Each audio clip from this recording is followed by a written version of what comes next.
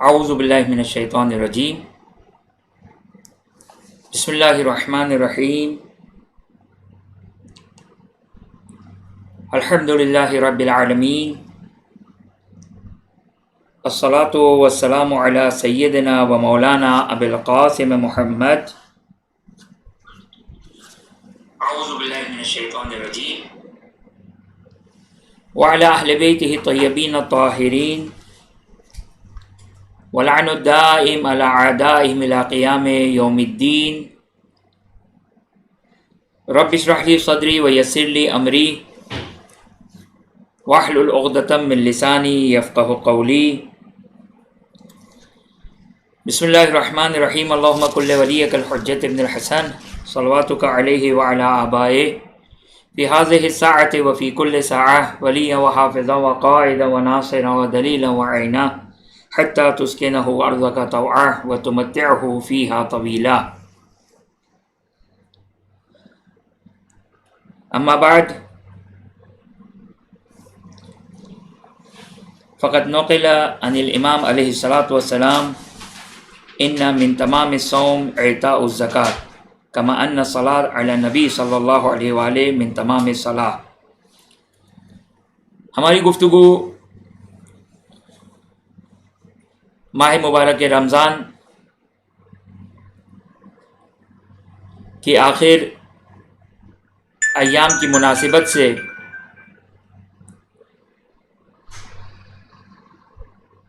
فطرے کے سلسلے میں ہماری گفتگو رہے گی، اور انشاءاللہ اس مختصر سی گفتگو میں ایک فطرے سے متعلق پورا ایک خاکہ آپ کی خدمت میں بیان کر دیں، اور جو مسائل بہت زیادہ پوچھے جاتے ہیں اس کی وضاحت کر دیں. اگرچہ ایک ہمارا آڈیو کلپ بھی فطرے کے سلسلے میں ہم نے ریکارڈ کیا تھا، اس کی طرف ہم صرف اشارہ کریں گے، اس کی تفصیلات نہیں بیان کریں گے کہ فطرہ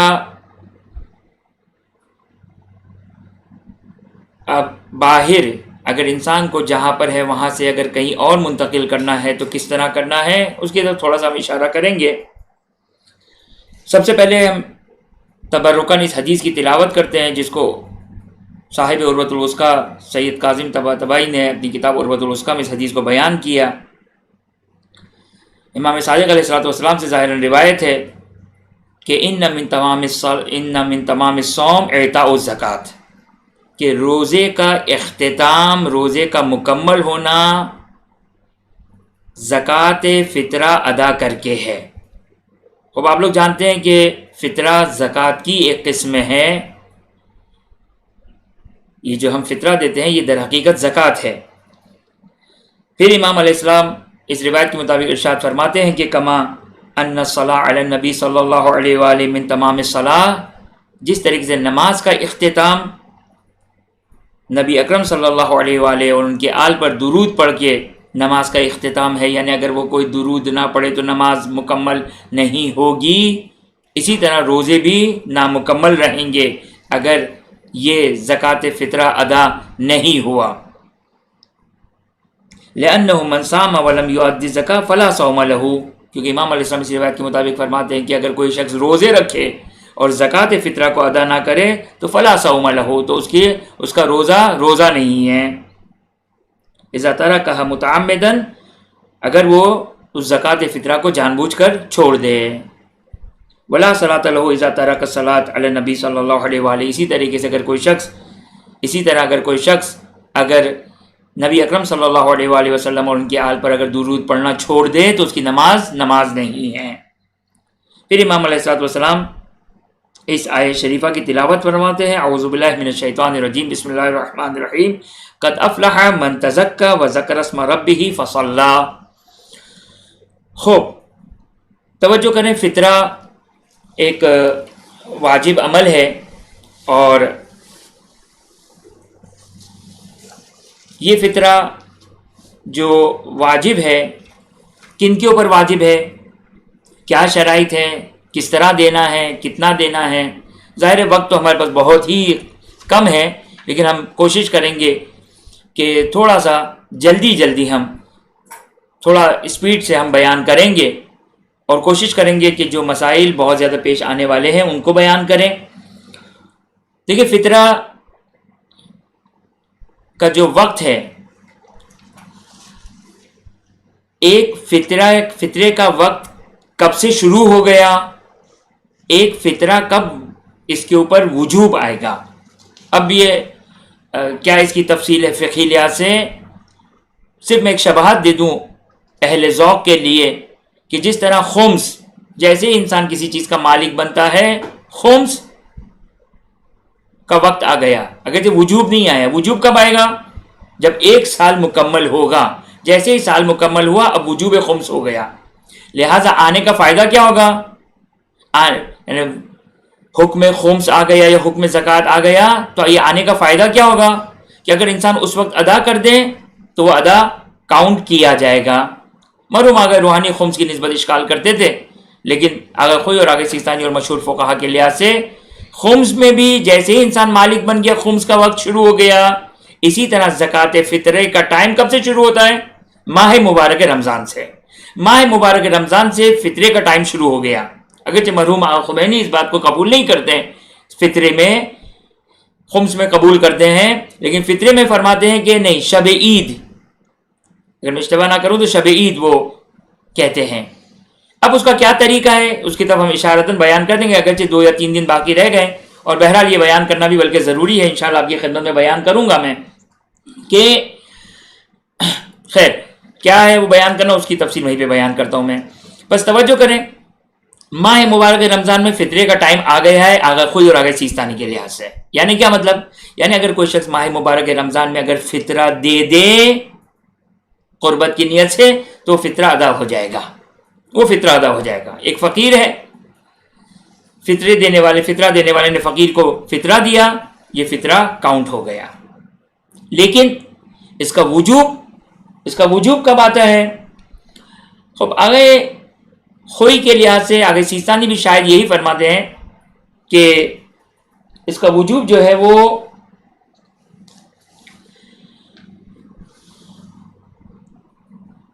فجر سے شروع ہوتا ہے.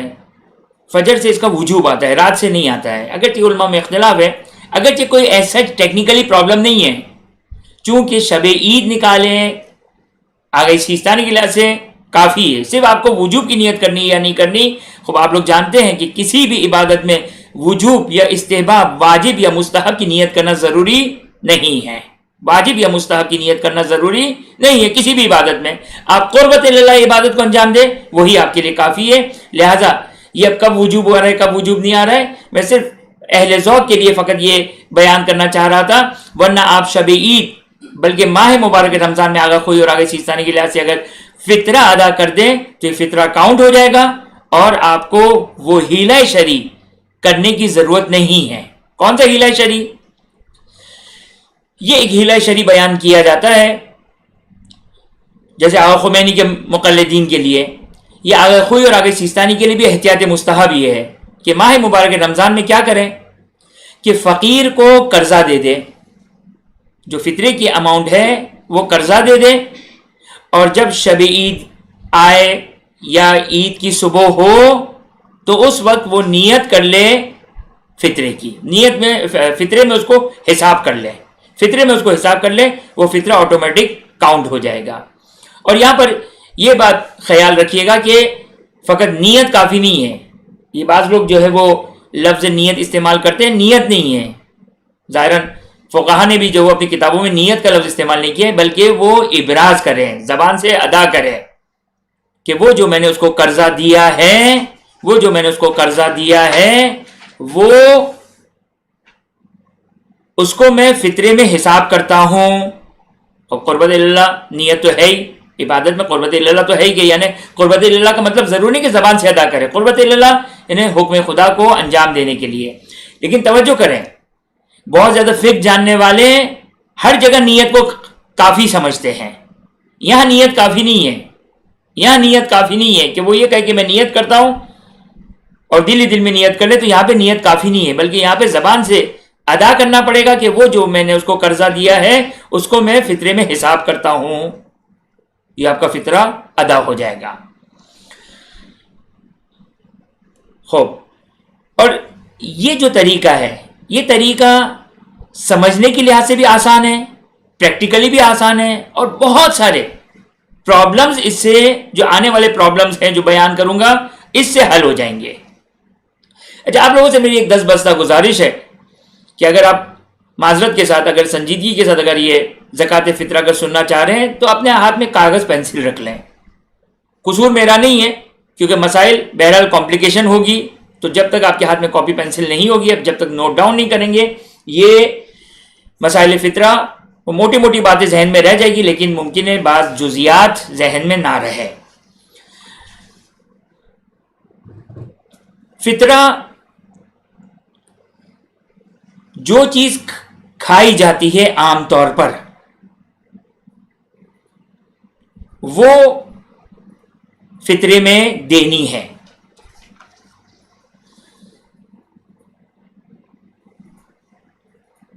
سب سے بہترین جو جس میں کوئی اشکال نہیں ہے، اس لحاظ سے بہترین، ورنہ ممکن ہے بعض اعتبار سے کھجور دینا افضل ہو، کھجور دینا افضل ہو، لیکن میں افضلیت کی بات نہیں کر رہا، کیونکہ ممکن آگاہی سیستانی کے لحاظ سے اگر وہ بے عنوان غذا اگر استعمال نہیں ہو رہی ہے، کہ شاید ایران عراق میں ہو، شاید انڈیا پاکستان اور ہمارے شاید یہاں پر بھی ہو جائے، یعنی عمان مسقط میں رہنے والوں کے لیے بھی یہ ہو سکتا ہے کہ یہاں پہ بہرحال ایک عرب کلچر کے اعتبار سے استعمال ہوتا ہے، لیکن شاید انڈیا پاکستان میں خود آگے سیستانی کا مقلد کھجور دینے میں احتیاط کرے، آگے سیستانی کا مقلد.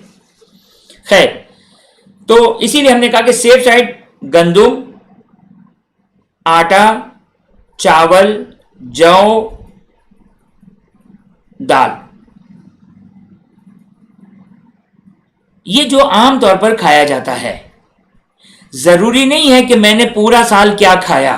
اچھا، یہ لوگ بڑے پریشان رہتے ہیں، بھائی ہم نے تو پورا سال پیزا کھایا تو کیا پیزا دیں؟ جب پیزا بھی در حقیقت تو آٹا ہی ہے،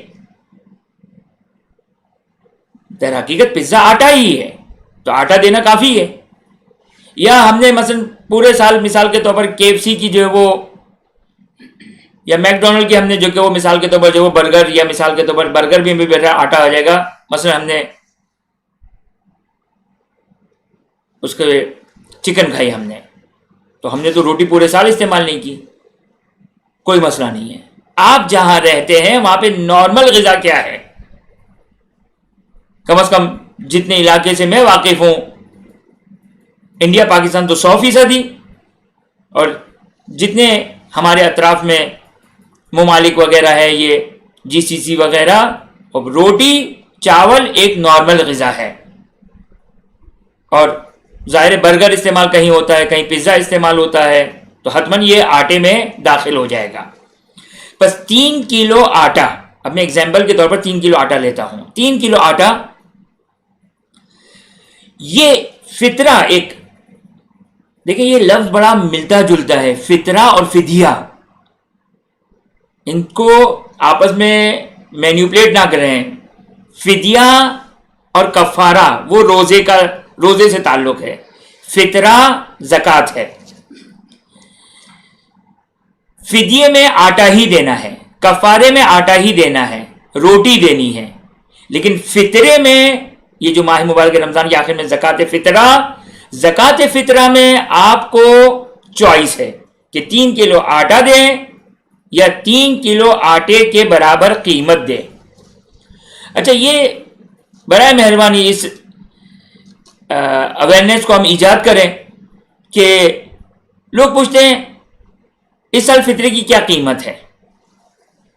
چلو اگر کوئی شخص ہم سے پوچھے اس علاقے کے بارے میں جہاں پر ہم رہتے ہیں تو سمجھ میں آتا ہے.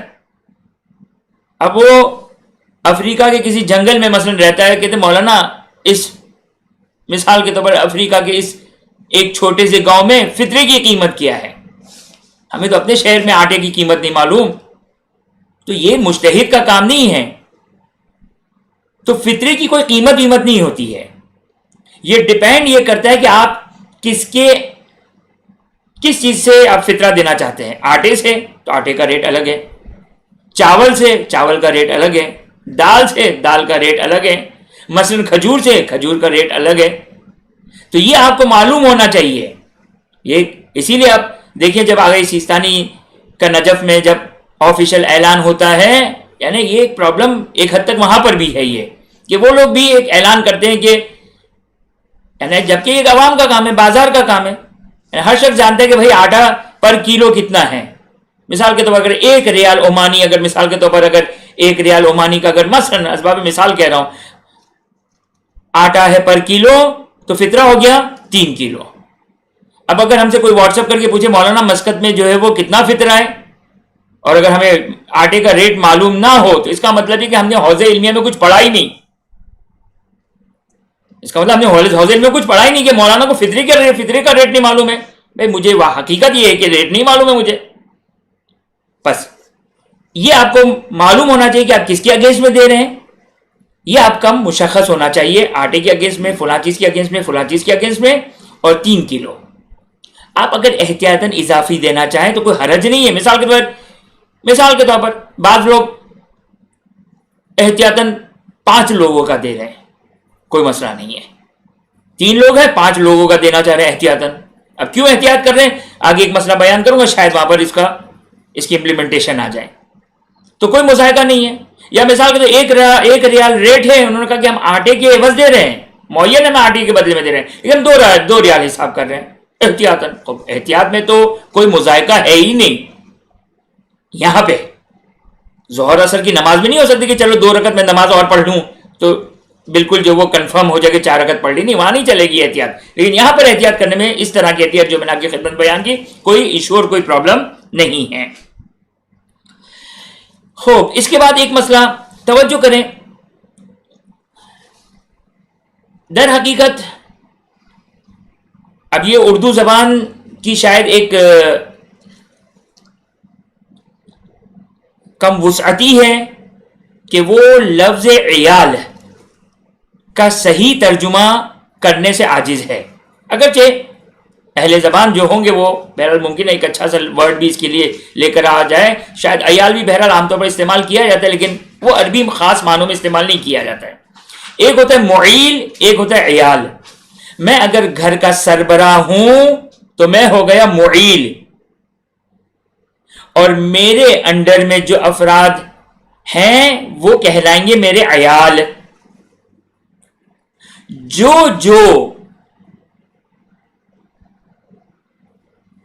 افراد میری عیالت میں ہوں گے، میرے عیال ہوں گے، میری سرپرستی میں ہوں گے، ان کا فطرہ مجھ پر واجب ہے. ان کا فطرہ مجھ پر واجب ہے، میرا بھی واجب ہے. اب آپ ٹیکنیکلی دیکھیں تو میں اپنے آپ کو کیا دیکھوں، وہ اب نہ کہ میں اپنے آپ کا عیال بھی ہوں معیل بھی ہوں، نہیں. میں اگر ساری شرائط فلفل ہو رہی ہوں تو بعض اوقات ایسا ہوتا ہے کہ ممکن ہے ٹیکنیکلی کسی اور پر فطرہ ہو لیکن اس پر واجب نہ ہو، لیکن مجھ پر واجب ہو. خیر، میں معیل ہو گیا، میرے انڈر میں جو افراد ہیں وہ ہے عیال. جتنے افراد غروب شب عید یعنی عید سے پہلے والی افطار کا ٹائم، جتنے لوگ میرے عیال ہوں گے، چاہے ایک جگہ پر ہو چاہے دنیا میں میرے عیال پھیلے ہوئے ہوں، ان سب کا فطرہ مجھ پر واجب ہو جائے گا. غروب آفتاب تک کے وقت مجھے یہ دیکھنا کہ کون کون میرے عیال ہیں.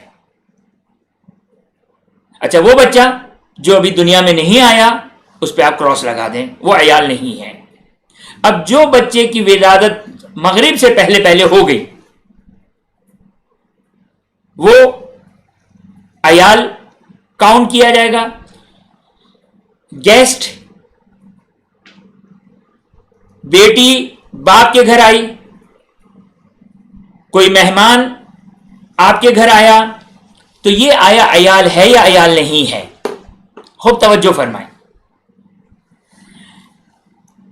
یہ ایک دیکھیں یہ مسئلہ عیال کا کمپلیکیٹڈ ہے، لیکن آپ کی خدمت میں اس کا جو میں ایک اتنا آسان رول بیان کروں گا آخر میں کہ آپ کا سارا ٹینشن ختم ہو جائے گا، لیکن صرف ایک گزارش ہے کہ توجہ سے سن لیں.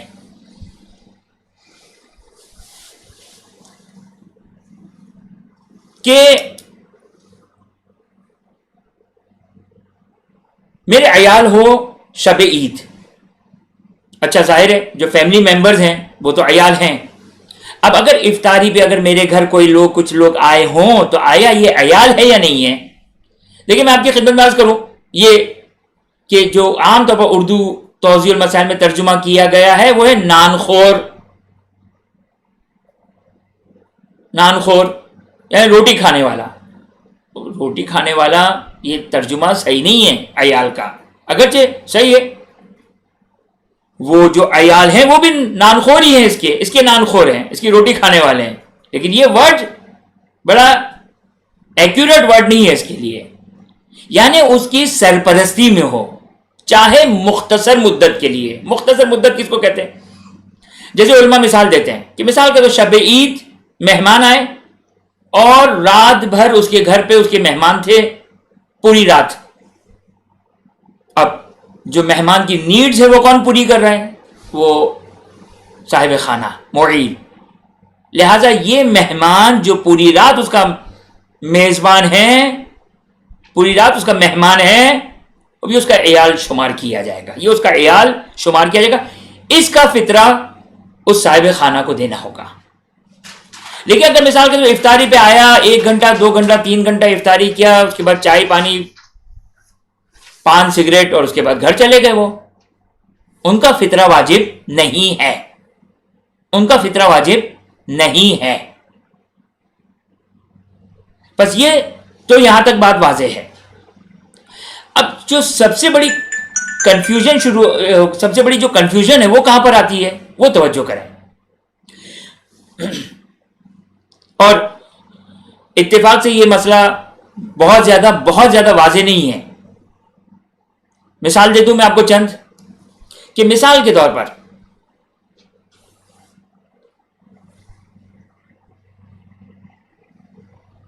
کسی شخص کے گھر کا سارا خرچہ ہم اٹھاتے ہیں. مثلا ایک غریب آدمی ہے، وہ غریب آدمی کا خرچہ میں اٹھاتا ہوں. فار ایگزامپل کہ مثال کو اس کا خرچہ مہینے کا 20,000 روپے ہے، میں اس کو 20,000 ہر مہینے کے دے دیتا ہوں.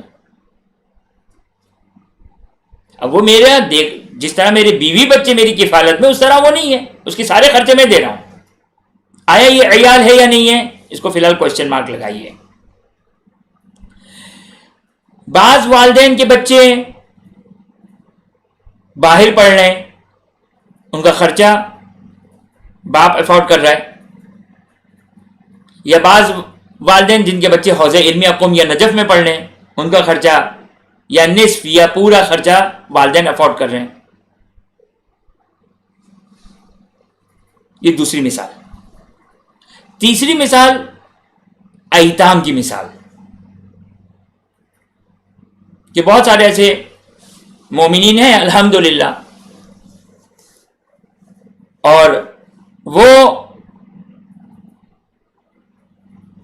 جیسا ایک طریقہ کار رائج ہے ایتام کی کفالت کرنا. خوب ایتام کی کفالت کرنا واقعاً ایک اجر عظیم ہے، ثواب ہے. خوب ان کا خرچہ انہوں نے فکس کر لیا ہے پوری فیملی کو، یا مثال کے طور پر آدھا خرچہ ان کا XYZ کچھ بھی. تو آیا یہ ان کے عیال کہلائیں گے یا نہیں کہلائیں گے؟ اب آپ کی خدمت میں نے بیان کیا، کیونکہ یہ مسئلہ اب میں آپ وہ جو مشکلات ہے وہ نہیں بیان کرنا چاہتا ہوں. اب تھوڑے جوابات مختلف آئے ہیں ہمارے پاس. پہلی والی صورت اس میں کہا کہ واقعہ عیال نہیں ہے. دوسری والی صورت میں احتیاط کہا، جو آپ کے اسٹوڈنٹ، آپ کے بچے باہر اسٹڈی کے لیے گئے ہوئے ہیں. اور تیسری صورت میں یہ کہا کہ یہ عیال ہے، ایتام والی مثال میں، یتیم والی مثال میں، یتیموں کی کفالت میں. اب یہ جواب آئے ہیں، سچی بات یہ کہ میں خود ان جوابات سے بہت زیادہ مطمئن نہیں ہوں. تو پھر ہم کریں کیا؟ اب ایک قانون سن لیجیے، یہ قانون بہت ہی عمدہ قانون ہے اور سارے مسائل کی مشکل کو حل کر دے گی. جس پر فطرہ واجب ہے ضروری ہے کہ وہ فطرہ دے. جس پر فطرہ واجب ہے ضروری ہے کہ وہ فطرہ دے.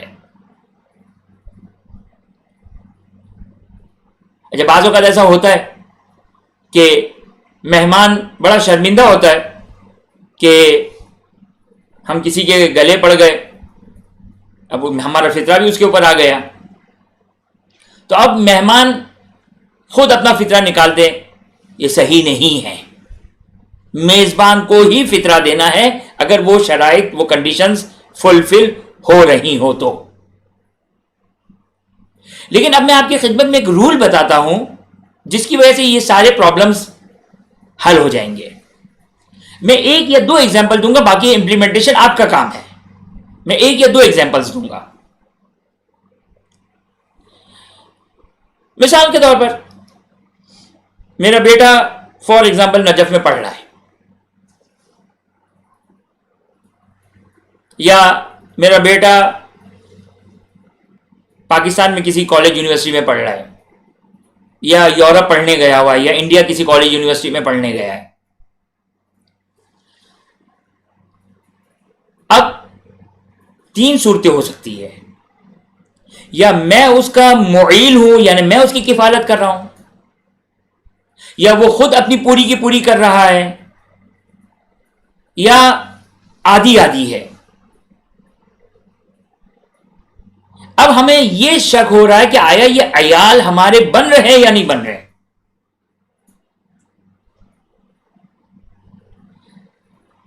اب سمپل طریقہ کیا ہے؟ سمپل طریقہ یہ ہے کہ مثال کے طور پر میں باپ اپنے بیٹے سے یہ کہہ دوں کہ بیٹا، اگر تمہارا فطرہ تم پر واجب ہے تو تم مجھے اجازت دے دو کہ میں تمہارا فطرہ دے دوں. اگر تمہارا فطرہ مجھ پر واجب ہے تو میں دے رہا ہوں، اور اگر تمہارا فطرہ آدھا تم پر واجب ہے آدھا مجھ پر واجب ہے تو بھی تم مجھے اجازت دے دو کہ میں تمہاری طرف سے دے دوں. اگر وہ اجازت دے دے تو یہاں پر مسئلہ سالو.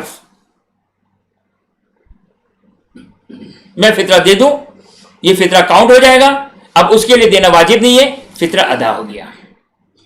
یہی مثال بن جائے گی مہمان اور میزبان میں بھی. دیکھیں، اگر مہمان خود اپنی طرف سے فطرہ دے دیتا تو کافی نہیں تھا، لیکن اگر وہ میزبان سے پرمیشن لے لے، اجازت لے لے کہ تم مجھے اجازت دے دو کہ میں اپنا فطرہ میں خود دوں، تم پر واجب ہے لیکن تم مجھے اجازت دے دو میں اپنا فطرہ خود دوں، وہ کہتا ہے کہ میں اجازت دیتا ہوں، کافی ہے یہ. اچھا، بعض صورتوں میں یعنی یہ کرنا واجب بھی ہے. کب؟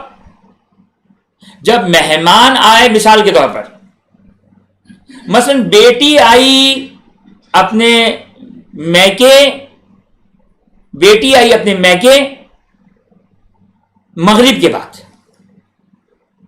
کے بعد وہ میکے اپنے والدین کے گھر گئی، تو فرماتے کہ احتیاط واجب کی بنا پر ان پر والدین پر ان کا فطرہ ہے. خوب، اب احتیاط واجب کا مطلب کیا ہو گیا؟ یعنی شاید ہے شاید نہیں ہے، تو اب یہ احتیاط کا مورد ہو گیا.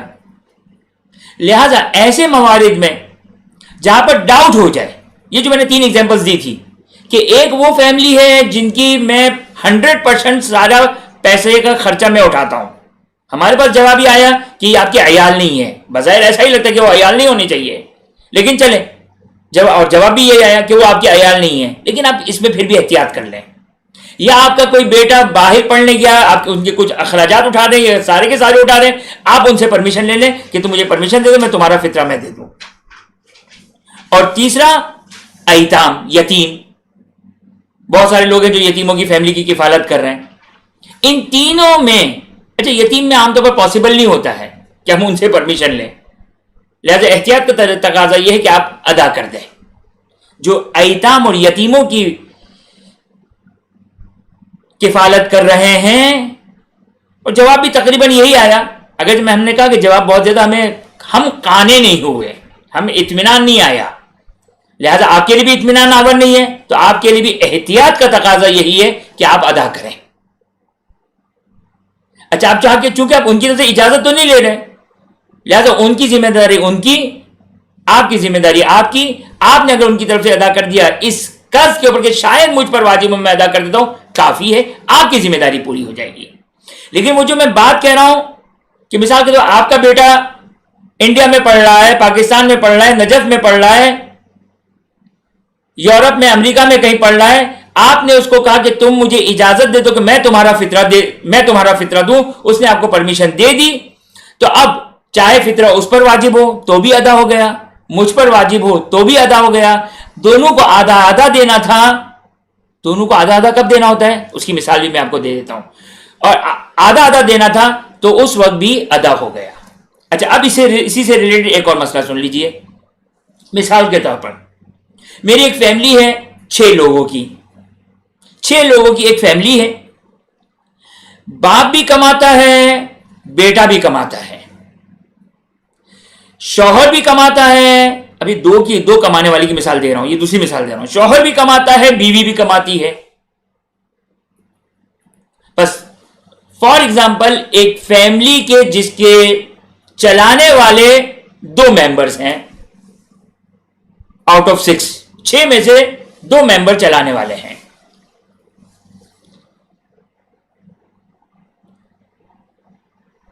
ہوتا ہے, بہت زیادہ ایسا ہوتا ہے, باپ بھی کما رہا ہے, بیٹا بھی کما رہا ہے, اور پوری ایک فیملی چل رہی ہے. اس کا فطرہ ٹیکنیکلی تو یہ ہے کہ ٹیکنیکلی 2 لوگ چلا رہے ہیں. اس فیملی کے اگر 6 ممبر ہیں تو یہ نہیں کرنا ہے کہ 3 کے تم دے دو 3 کے میں دے دوں, نہیں. آدھا فطرہ تم پر واجب ہے, آدھا فطرہ تم پر واجب ہے. یعنی ہر بندے کا آدھا تم پر آدھا مجھ پر, کہ رزلٹ یہی نکلے گا. پیسے جیب سے اتنے ہی نکلیں گے, لیکن آدھا تم پر فطرہ واجب ہے, آدھا مجھ پر واجب ہے. اور اگر اس میں کچھ سولوشن نہ مل رہا ہو تو سمپل طریقہ وہی جو مسئلہ آپ کی خدمت میں بیان کیا یہاں پر امپلیمنٹ ہوگا. یعنی کیا مطلب, باپ یہ کہتا ہے کہ بیٹا تم مجھے پرمیشن دے دو, جو مجھ پر واجب ہے, جو تم پر واجب ہے وہ میں تمہاری طرف سے, جو مجھ پر واجب ہے وہ میں ادا کر دوں. تم مجھے پرمیشن دے دو, تم مجھے پرمیشن دے دو. بیٹے نے باپ کو پرمیشن دے دی, باپ نے جو وہ فطرہ نکال لیا اس ارادے سے کہ جتنا میرا حصہ ہے وہ میری طرف سے, جتنا اس کا حصہ ہے اس کی طرف سے, یا مجھ پر ہے تو میری طرف سے, اس پر ہے تو اس کی طرف سے. یہ مسئلہ اس طریقے سے سالو ہو جائے گا. بس یہ جو بعض اوقات پریشانی ہوتی ہے کہ پتہ نہیں کس پر فطرہ ہے کس پر نہیں ہے, یہ ہے وہ, بہت ساری جو کوئی جزیات نکلتی ہے, یہ ساری پرابلم اس سے حل ہو جائیں گی. اب اگر آپ لوگ کوئی سوالات وغیرہ ہے تو میں عاجز ہوں آپ لوگ کے سوالات کے جواب دینے سے. امید ہے کہ کوئی سوالات نہیں ہوں گے آپ لوگ کے. تو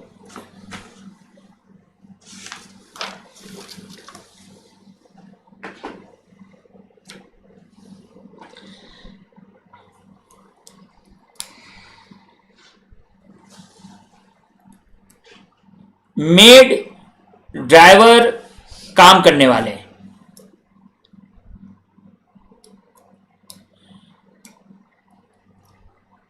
جو اس میں آگے سیستانی نے عبارت استعمال کی ہے کہ اگر وہ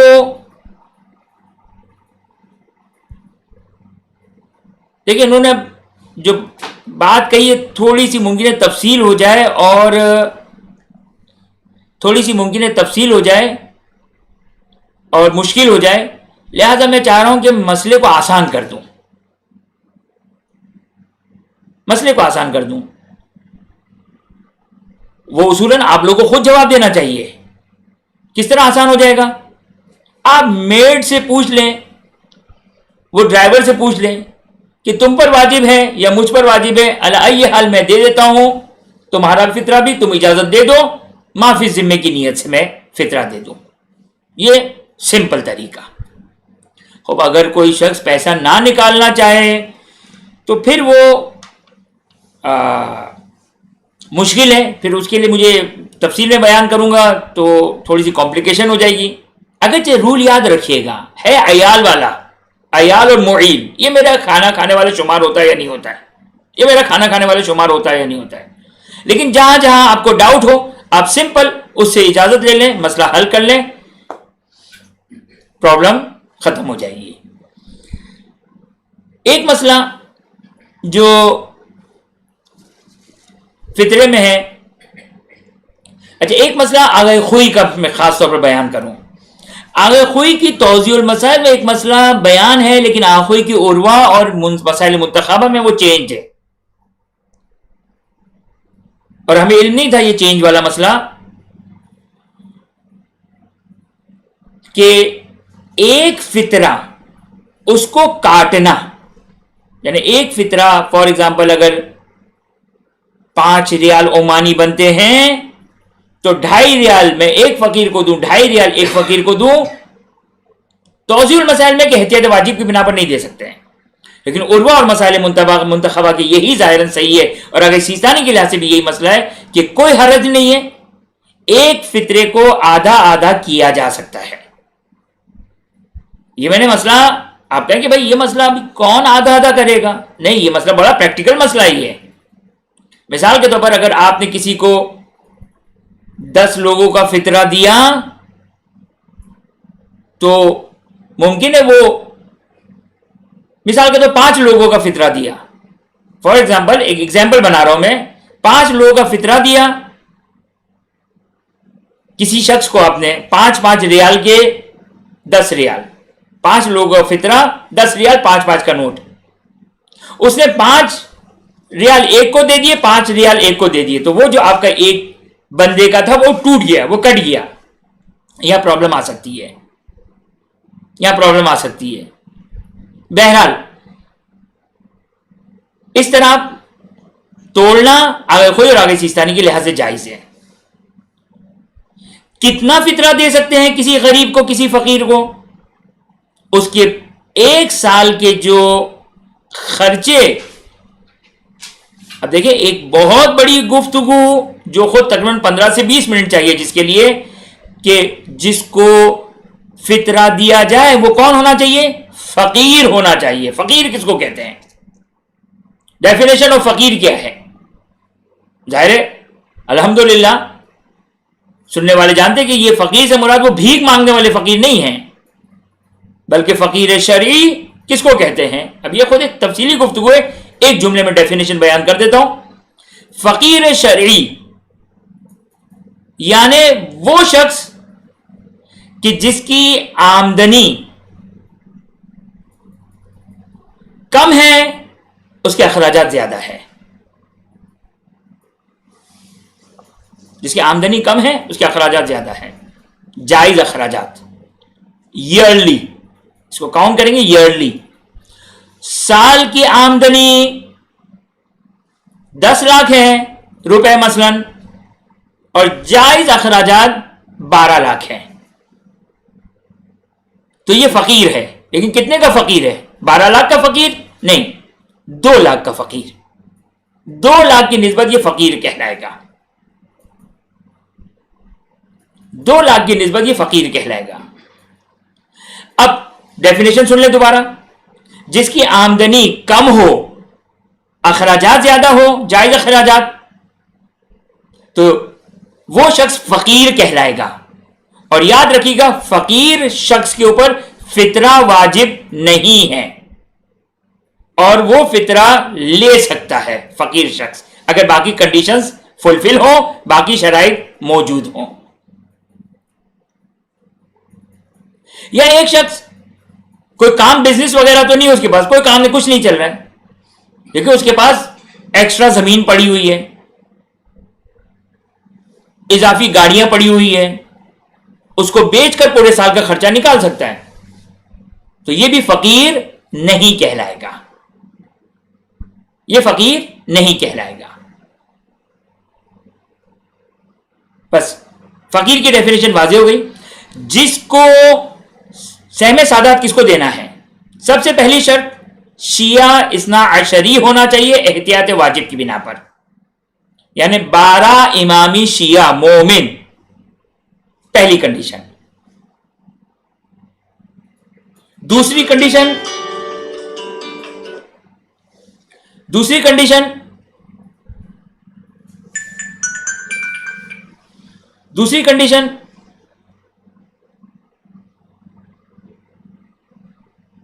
پہلی شیعہ اثنا عشری مومن، دوسری فقیر شرعی ہونا چاہیے.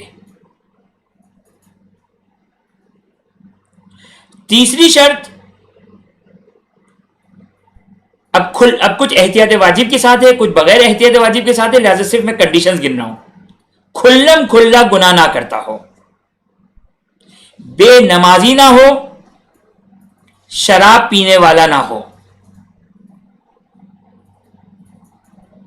اس فطرے کی اماؤنٹ کو حرام میں یوز نہ کریں،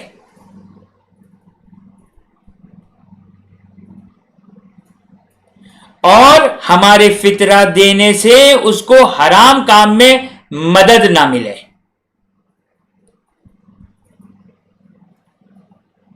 واضح ہو گئی یہ شرائط.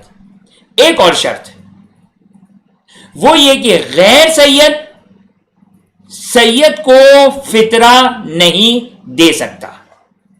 اچھا یہ ون وے کنڈیشن ہے. کیا مطلب ون وے کنڈیشن ہے؟ یعنی غیر سید کو نہیں دے سکتا ہے، لیکن سید غیر سید کو بھی دے سکتا ہے اور سید کو بھی دے سکتا ہے. اگر یاد رکھنا ہو فارمولا تو اس جملے سے یاد رہے گا کہ کیونکہ یہ ہاتھوں کا میل ہے، بعض روایتوں کے مطابق زکوٰۃ ہاتھوں کا میل ہے، اور سادات اجل اور بزرگ ہے اس بات سے کہ غیر سید اپنے ہاتھوں کا میل سادات کو دے.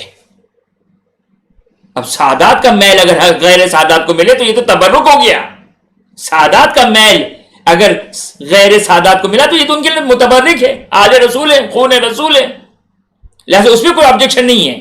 آبجیکشن کہاں پر ہے، پرابلم کہاں پر ہے کہ غیر سید، یہ توہین ہے سادات کی کہ غیر سید کو فطرہ نہیں دے سکتے. اسی لیے ان کے لیے سہم سادات روایتوں میں کہ سہم سادات بنانے کی وجہ یہ ہے کہ سید کو خمس سے سہم سادات دیا جائے، کیونکہ زکوٰۃ اور فطرہ ان کے لیے حرام ہے. چونکہ یہ حرام ہے لہذا خدا نے متعال نے آلٹرنیٹ یہ قرار دیا ہے. اور فرق ہے زکوٰۃ فطرہ اور خمس میں کہ زکوٰۃ فطرہ روایت میں بیان کیا کہ ہاتھوں کا میل ہے، جبکہ خمس کیا ہے، وہ سید آپ کے مال میں حصے دار ہے، شیئر ہولڈر ہے وہ آپ کے مال میں. بہرحال بس یہ قانون یاد ہو گیا کہ غیر سید کو نہیں دے سکتا ہے، اور سید غیر سید کو بھی دے سکتا ہے اور سید کو بھی دے سکتا ہے. ابھی ذیل میں مسئلہ سن لیں. مثال کے طور پر مرد غیر سید ہے، اس کی بیوی سیدہ ہے. اب وہ فطرہ نکال رہا ہے جس میں اس کی بیوی بھی ہے، اس کے 4 بچے بھی ہیں. اچھا سوال، بچے وہ سید ہے یا غیر سید ہیں؟ وہ چلتی ہے نسل باپ سے، تو بچے غیر سید ہو گئے. تو بیوی سید، بچے غیر سید، مرد بھی غیر سید. تو اب یہ فطرہ کس کو دے؟ سید کو دے سکتے ہیں؟ نہیں. دینے والا کون ہے؟ دینے والا، چونکہ دینے والا غیر سید ہے لہذا سید کو نہیں دے سکتے. اور اگر مثال کو پلٹ دیں کہ آدمی ہے سید، عورت ہے غیر سیدہ. آدمی سید، عورت ہے غیر سیدہ. اب وہ اپنا فطرہ کیا سید کو دے سکتا ہے؟ دے سکتا ہے، کیونکہ وہ جو دینے والا ہے وہ سید ہے، وہ سید کو دے رہا ہے چاہے اس کی بیوی غیر سید ہی کیوں نہ ہو. اسی طرح لینے میں بھی مثال کے طور پر لینے والا جو فقیر ہے وہ سید ہے لیکن اس کی بیوی غیر سیدہ ہے، تو لینے والا کون ہے اس کو دیکھنا ہوگا. اگر وہ سید ہے تو غیر سید سے نہیں لے سکتا ہے. لیکن اگر ہم غیر سید ایک غیر سید کو، فقیر کو اگر ہم زکوٰۃ فطرہ دے رہے ہوں اور اس کی بیوی اگر سیدہ ہے تو اس کے لیے فطرہ لینے میں کوئی پرابلم نہیں، اس کو ہم فطرہ دے سکتے ہیں اور وہ اپنی بیوی پہ فطرہ استعمال کر سکتا ہے. خوب، یہ ایک بڑا امپورٹنٹ مسئلہ. دیکھیں مجھے تو ویسے 40 منٹ کا کہا تھا اور تقریباً 45 منٹ ہو گئے. آپ لوگ میں سے جو جانا چاہتے ہیں وہ جا سکتے ہیں، اور کوئی بھی نہیں ہوگا تو میں ہوں، کیمرہ ہے، اور حسن صاحب کو میں زحمت دوں گا کہ اب یہ کم از کم ریکارڈ کر لیں. باقی جو لوگ جانا چاہتے ہیں، چائے پانی پینا چاہتے ہیں، آف کرنا چاہتے ہیں، تو اپنا سسٹم آف کر کے میری آواز کو میوٹ کر سکتے ہیں. جو بھی کرنا چاہیں کر سکتے ہیں. تو میں چاہ رہا ہوں کہ اب اس گفتگو کو مکمل کر لوں، چاہے تھوڑا سا ٹائم گزر جائے، لیکن بہرحال آپ لوگ آزاد ہیں. جو بھی جانا چاہتے ہیں کوئی مذائقہ نہیں، اپنا سسٹم آف کر دیں، میوٹ کر دیں، ورنہ سسٹم آف کر دیں کہ میری شکل بہت بری لگ رہی ہو تو جو بھی آپ چاہیں. لہٰذا میں جو منتظمین ہیں ان سے میں حسن رضوی صاحب سے معذرت چاہتا ہوں کہ ان کو میں نے پہلے بھی بہت زیادہ زحمت دی. خداوند متعال ان کو اور پوری ٹیم کو، جنہوں نے اس پورے پروگرام کو اس لاک ڈاؤن کے حالات اور زمانے میں اس پورے سسٹم کو الحمدللہ مومنین اور مومنات تک تعلیمات آل محمد علیہ السلام کے لیے یہ وسیلہ قرار پائے. خداوند متعال ان تمام مومن و مومنات کی، آپ سب سننے والوں کی، تمام مومن و مومنات کی خداوند متعال تمام جائز حاجات کو پورا فرمائے، اور خداوند متعال ہر بلا اور شر اور مصیبت سے امن و امان میں قرار دے. تو آپ لوگوں کی اجازت سے میں بس چند مسئلے ہیں وہ بیان کر دوں تاکہ یہ ایک ٹاپک مکمل ہو جائے. بس توجہ فرمائی آپ نے کہ سید کا مسئلہ حل ہو گیا. بے نمازی نہیں ہونا چاہیے، شراب خور نہیں ہونا چاہیے، اور ایک آتا ہے کھلم کھلا گناہ کرنا. کھلم کھلا گناہ کس کو کہتے ہیں؟ کھلم کھلا گناہ داڑھی منڈوانا بھی ایک ایگزامپل ہے، بے حجابی بھی ایک ایگزامپل ہے. وہ مومن ہیں، واجب الاحترام ہیں، واجب الاحترام ہے، اس لیے کہ صاحب ولایت امیر المومنین ہے. لیکن شریعت نے ایک قید لگائی ہے، اگرچہ احتیاط واجب ہے، کہ کھلم کھلا گناہ نہیں ہونا چاہیے. اچھا بعض اوقات کیا ہوتا ہے؟ بعض اوقات یہ ہوتا ہے کہ ایک فقیر بیوہ خاتون ہے، بظاہر حجاب میں ہے، کہ نماز ادا کر رہی ہے، ظاہر شراب تو تصور نہیں کیا جا سکتا ہے. اب حجاب مکمل نہیں ہے، بے حجاب نہیں ہے، نامکمل حجاب ہے. مثلا ساکس نہیں پہنتی، نامحرم کے سامنے پیر نہیں چھپاتی ہے، ہاتھ کھلے ہوئے ہیں، کچھ بال کھلے ہوئے ہیں. مسائل بہرحال بہت زیادہ رعایت نہیں کی جا رہی واجبات کی. خوب انہیں دے سکتے ہیں یا نہیں دے سکتے ہیں؟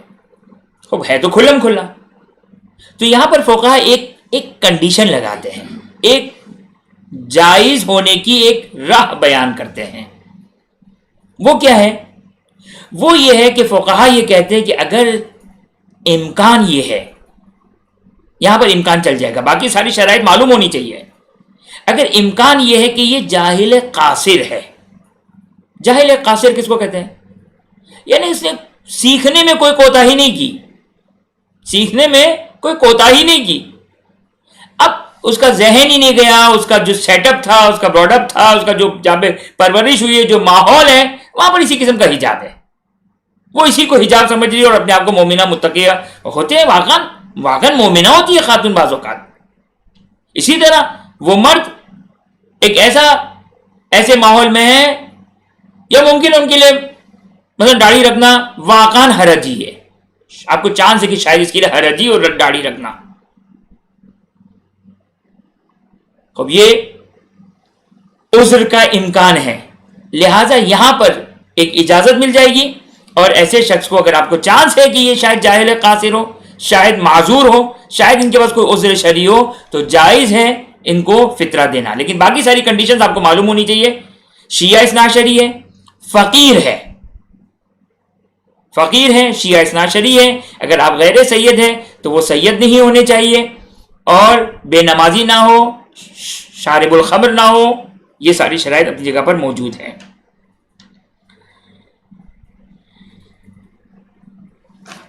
بس میں تقریباً جو اپنی گفتگو ختم کی ہے، میں نے صرف ایک یا دو باتیں آپ کی خدمت میں بیان کر دوں کہ توجہ کریں کہ زکوٰۃ فطرہ ادا کرنا ٹائم کب سے شروع ہوا؟ پہلی ماہ رمضان سے۔ اس کا اینڈ ٹائم کیا ہے، آخر وقت کیا ہے، کب تک؟ جس طرح ہوتی ہے نا نماز ظہر اثر کب قضا ہوتی ہے؟ سن سیٹ پر، سورج غروب ہونے پر۔ ابھی تک تو اجازت ہے، 12 بجے ٹائم ہو گیا، 12 بجے آپ نماز پڑھیں، 12:30 بجے نماز پڑھیں، 1 بجے نماز پڑھیں، 2 بجے نماز پڑھیں، 3 بجے نماز پڑھیں، لیکن اینڈ ٹائم سن سیٹ سے پہلے پڑھنی ہے۔ تو زکوٰۃ فطرے کا اینڈ ٹائم کیا ہے؟ زکوٰۃ فطرے کا اینڈ ٹائم ہے اگر آپ نماز عید پڑھ رہے ہیں تو انشاءاللہ آپ کی خدمت میں وہ مسائل پہنچ جائیں گے کہ نماز عید ہر شخص گھر میں نماز عید پڑھ سکتا ہے۔ فرادہ نماز جمعہ کی طرح نہیں ہے کہ نماز جمعہ تو بغیر جماعت کی نہیں ہو سکتی ہے، لیکن نماز عید فرادہ نماز پڑھی جا سکتی ہے۔ اس کی ترکیب انشاءاللہ، اس کا طریقہ انشاءاللہ آپ تک پہنچ جائے گا۔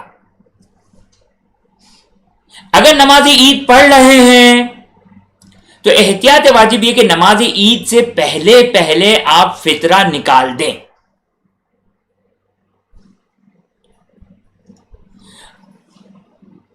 اور اگر نماز عید نہیں پڑھ رہے یا تاخیر سے پڑھنا چاہتے ہیں تو اینڈ ٹائم کیا ہے؟ زوال کا ٹائم، ظہر کا ٹائم۔ مثلا آج کل کے حساب سے 12:08 فار ایگزامپل، 12:08 تک آپ کے پاس ٹائم ہے زکوٰۃ فطرہ نکالنے کا۔ اچھا، واجب کیا ہے، کس طرح نکالیں؟ یعنی فقیر کے ہاتھ تک پہنچا کر آئیں؟ یہ غور سے سننے والا مسئلہ ہے۔ وہ چیز جو واجب ہے وہ یہ ہے کہ آپ زکوٰۃ فطرہ الگ کر کے نکال دیں۔ مثال کے طور پر زکوٰۃ فطرہ 10 ریال ہے، آپ نے زکوٰۃ فطرہ نماز عید سے پہلے آپ نے الگ کر کے رکھ دینا ہے۔ اس کو کہتے ہیں عربی میں عزل کرنا، عین زے لام، عزل کرنا۔ یہ پیسے عزل کرنا یہ ضروری ہے، یہ پیسے عزل کرنا یہ ضروری ہے۔ یہ زکوٰۃ فطرہ آپ نے ادا کر دیا، اپنا واجب کام آپ نے ادا کر دیا، آپ کا زکوٰۃ فطرہ نکل گیا۔ اب آپ نماز عید پڑھیے۔ اب تاخیر کتنی کر سکتے ہیں؟ پیمنٹ میں تاخیر کتنی کر سکتے ہیں؟ آپ نے نکال تو دیے 10 ریال، انویلپ میں ڈال دیے، لکھ دیا اتنے آدمیوں کا زکوٰۃ فطرہ ہے، غیر سید ہے، اماؤنٹ لکھ دی، آپ نے الگ کر کے رکھ دیا۔ اب آپ اس کو اتنا ڈیلے کر سکتے ہیں کہ فقیر شرعی کو تلاش کرنے کے لیے یا جو بھی ایک معقول عرفی عذر ہو اتنا ڈیلے کر سکتے ہیں آپ۔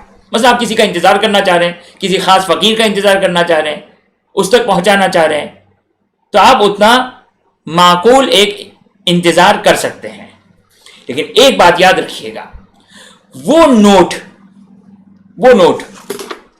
جس نوٹ کو آپ نے نکالا ہے فطرے کی نیت سے، یہ انچینجیبل ہے، اس کو چینج کرنا جائز نہیں ہے، اس کو چینج کرنا جائز نہیں ہے۔ اب یہ بعین ہی یہی فطرہ فقیر کے ہاتھوں تک پہنچانا ضروری ہے۔ یہ جو فطرہ نکالا آپ نے، یہ جو اماؤنٹ نکالی 10 ریال کی جو آپ نے نکالی، اب یہ معین ہو گیا، یہ فطرہ آپ کا معین ہو گیا، یہ انچینجیبل نوٹ ہے، اس کو آپ چینج نہیں کر سکتے۔ اب یہی 10 ریال آپ کو فقیر کے ہاتھ تک پہنچانے ہیں۔ لہذا اب اسی سے تھوڑا سا میں ٹچ دوں۔ اچھا، پہلے ایک مسئلہ سن لیں اور کہ جس شہر میں آپ نے فطرہ نکالا فار ایگزامپل آپ نے فطرہ نکالا مسقط میں، آپ نے فطرہ نکالا مسقط میں 10 ریال نکال لے اذان نماز فجر سے، بلکہ ابھی بھی ٹائم ہے، آپ نے کہا بھائی ہم نے مولانا کے پورے مسائل سن لیے، اینولپ میں پیسے ڈالے، نکال کے رکھ دیے، آپ کا فطرہ ادا ہو گیا، فطرہ ہو گیا، اب آپ اس کو چینج نہیں کر سکتے، چینج بھی نہیں کر سکتے، اور اس کو آپ دوسرے مسقط کی ٹیریٹری سے باہر نہیں لے جا سکتے اگر مسقط میں مستحق زکوٰۃ فطرہ اگر موجود ہے تو، اگر مسقط میں مستحق زکوٰۃ فطرہ اگر موجود ہے تو آپ مسقط کی ٹیریٹری سے، مسقط کی بارڈر سے، مسقط کے شہر سے باہر نہیں لے جا سکتے ہیں۔ یہاں تک یہ بات واضح ہو گئی کہ یہ نکالنا ہے، یہ عزل، یہ نکالنا، یہ متعین کرنا، اس کو آپ نکالیں، یہ واجب ادا ہو گیا۔ خوب، اب میں نے کہا تھا کہ وہ 7 منٹ کی کلپ آپ لوگ سن لیجئے گا، اس میں میں نے تفصیل سے اس مسئلے کو بیان کیا تھا کہ توجہ کریں، یہ فطرہ اس طرح نکلنا ضروری ہے۔ لہذا آپ اگر مثال کے طور پر یہ میں نے فطرہ نکالا 10 ریال، اب میں گیا بینک میں نے کہا کہ بھائی یہ 10 ریال لو اور پاکستان میں فلاں اکاؤنٹ میں ڈال دینا، فقیر کے اکاؤنٹ میں، جائز نہیں ہے۔ یہ دو اشکال ہے، ایک اشکال آپ نے نوٹ چینج کیا، اور دوسرا اشکال آپ نے مسقط سے باہر بھیجا، جائز نہیں ہے۔ صحیح، یہ بھی واضح ہو گیا۔ اچھا، اب آپ مثال کے طور پر پاکستان میں دینا چاہتے ہیں، انڈیا میں دینا چاہتے ہیں، تو آپ کیا کریں؟ اس کے چند طریقے ہیں، جلدی 2-4 طریقے میں بیان کر دوں آپ کی خدمت میں۔ پہلا طریقہ جو میں نے پہلے اشارہ کیا، پہلا طریقہ لکھتے جائیں۔ پہلا طریقہ، میں نے کسی شخص کو رمضان المبارک میں یا رمضان سے پہلے کسی کو قرضہ دیا، میرا مقروض ہے، ساری شرائط اس کے اندر فلفل ہوتی ہے، اتنا زکوٰۃ فطرہ ہے، میں نے شب عید کو یا نماز عید سے پہلے میں نے یہ الفاظ ادا کیے کہ وہ اماؤنٹ جو اس کے اوپر میرا قرضہ ہے اس کو میں اپنی زکوٰۃ فطرہ میں حساب کرتا ہوں۔ آپ کا بیٹھے بیٹھے ایسا آن لائن ٹرانزیکشن ہوا کہ شرعی لحاظ سے کوئی پرابلم نہیں، نہ آپ نے پیسہ نکالا، نہ آپ نے کسی کو بتایا، نہ کسی کو وکیل بنایا، نہ کسی، کچھ نہیں، یہ الہی on line transaction without any error, آپ کا جو فطرہ ادا ہو گیا۔ یہ سب سے سمپل، آسان، بہترین طریقہ، اس میں نقل مکانی اور باہر مسقط سے باہر لے جانے کا پرابلم بھی نہیں آئے گا، کیونکہ آپ مسقط سے باہر نہیں لے گئے۔ مسقط سے باہر لے جانا کیا حرام ہے کہ جب میں اس کو نکال دوں تو اس کو مسقط سے باہر نہیں لے جا سکتا ہوں۔ 10 ریال کو جب میں نے مسقط میں نکالا زکوٰۃ فطرہ، اس کو میں مسقط سے باہر نہیں نکال سکتا ہوں، یہ جائز نہیں ہے۔ لیکن یہ تو میں نے مسقط سے میں نے نکالا ہی بھائی۔ یا دوسرا طریقہ، آپ کا کوئی دوست ہے، آپ کے رشتہ دار ہے، آپ کے پیسے وہاں پہ پڑے ہوئے ہیں، آپ نے کہا فلاں شخص کو کہ میرا پیسہ پڑا ہوا ہے، جا کے میرا زکوٰۃ فطرہ فلاں شخص کو دے دو، دے دیا، صحیح ہے۔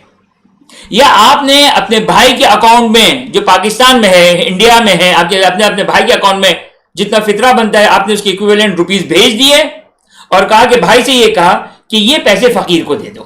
اب یہاں سے سن لیجئے آگے کی مزید داستان۔ بھائی اس کو شفٹ کر دے، اس کے اکاؤنٹ میں ڈال دیں، یہ صحیح نہیں ہے۔ اکاؤنٹ ٹو اکاؤنٹ نہیں ہو سکتا ہے، ضروری ہے کہ زکوٰۃ فطرہ کوئی نہ کوئی اس کو باہر نکالے اور زکوٰۃ فطرے کی نیت کرے، یا میں خود یا میرا وکیل، یا میں کسی کو اجازت دوں۔ یہ 3 پوائنٹ یاد رکھیں، یا میں خود الگ کروں یا میرا وکیل جو میرے بہاف پہ میری طرف سے، میری اجازت سے یا میرے وکالت میں وہ پیسے کو الگ کرے، یا اگر کسی کو میں نے اجازت دی کہ تم میرا فطرہ دے دو تو وہ الگ کرے۔ یہ فطرے کا الگ ہونا ضروری ہے۔ اگر میں نے آن لائن اپنے بھائی کو بھیجا، اس نے آن لائن فقیر کو بھیج دیا اور باہر کوئی بھی اس کے جگہ ٹرانزیکشن اور کوئی بھی لین دین نہیں ہوئی, کوئی بھی اس کا فطرہ نہیں نکلا, تو یہ فطرہ ادا نہیں ہوگا, یہ فطرہ ادا نہیں ہوگا. توجہ کریں واپس سے, میں فطرہ نکالتا ہوں. اچھا ضروری نہیں کہ زبان سے اس طرح کہوں, نیت بھی ہے تو کافی ہے. اب میرے دل کی نیت کیا ہے, اس کو مجبوری ہے, میری دل کی آواز تو آپ کو نہیں پہنچ سکتی ہے, لہٰذا مجھے اپنے دل کی آواز کو پہنچانے کے لیے الفاظ بولنے پڑ رہے ہیں. وہ دل کی آواز کیا ہے, وہ یہ ہے کہ میں اپنا زکوٰۃ فطرہ نکالتا ہوں قربت اللہ, یہ میرا زکوٰۃ فطرہ بن گیا, یہ میرا زکوٰۃ فطرہ بن گیا. یا تو یہ کام میں کروں یا میرا کوئی وکیل کرے یا جس کو میں نے اجازت دی.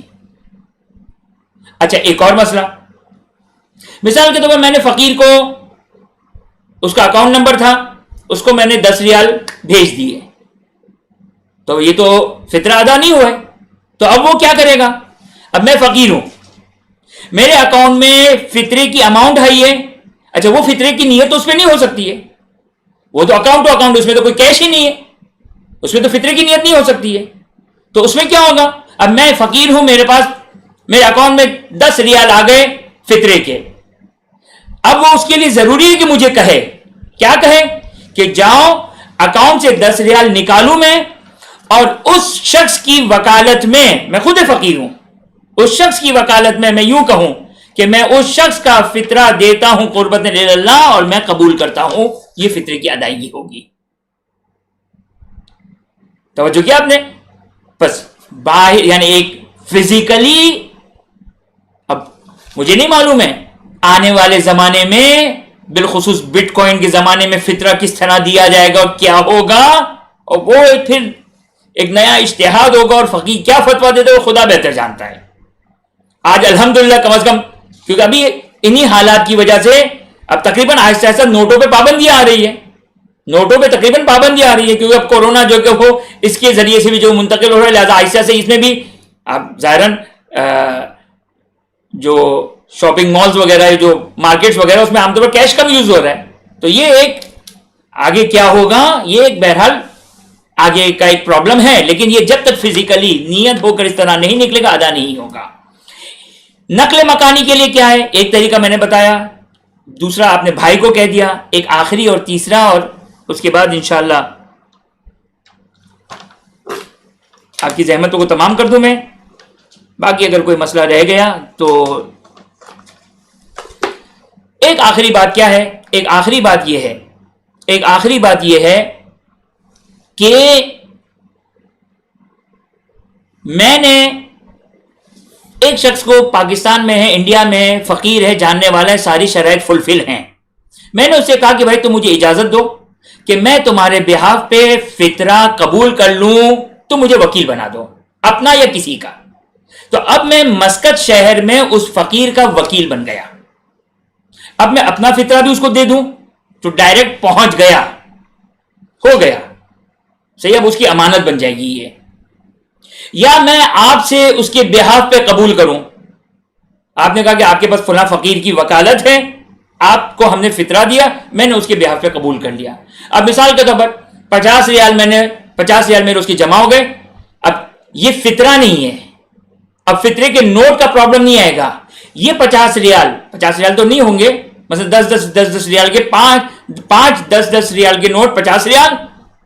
اب یہ فطرہ نہیں ہے, یہ کس کا مال ہے, یہ اس فقیر کا مال ہے جو پاکستان یا انڈیا میں ہے. میں اس کا وکیل ہوں, ابھی اس کا مال ہے. میں اسے پرمیشن لوں کہ بھائی اس کا کیا کروں, کہا فلاں مسافر آ رہا ہے, تم اس کو اس کے ساتھ بھجوا دو, یا تم اس کو جاؤ بینک میں, بینک والے کو دے دو, اور وہ اس کی ایکویولنٹ مجھے پاکستان میں یا انڈیا میں روپیز دے دے گا. کوئی مسئلہ نہیں ہے. یہ نہ نقل مکانی کا کوئی ایشو آئے گا, نہ نوٹ چینج کرنے کا کوئی پرابلم آئے گا, اور نہ ہی کوئی شرعی لحاظ سے کوئی مشکل آئے گی. وآخر الدعوانا ان الحمدللہ رب العالمین. خدا کی بارگاہ میں ہم دعا گو ہیں کہ خداوندہ اس ماہ مبارک رمضان میں, اس ماہ عبادت میں, اس ماہ مغفرت میں اپنی رحمتوں, مغفرتوں اور برکتوں پر ہم پر نازل فرما. حاضر مجلس مومن و مومنات کی تمام جائز حاجات کو پورا فرما. جو مومن و مومنات پریشان حال ان کی پریشانیوں کو دور فرما. اپنی آخری حجت امام عصر زمان کے ظہور میں تعجیل فرما. ہمیں ان کے آوان و انصار میں قرار فرما. ربنا تقبل منا انک انت السمیع العلیم. اللهم صل علی محمد وآلہ محمد وعجل فرجہم.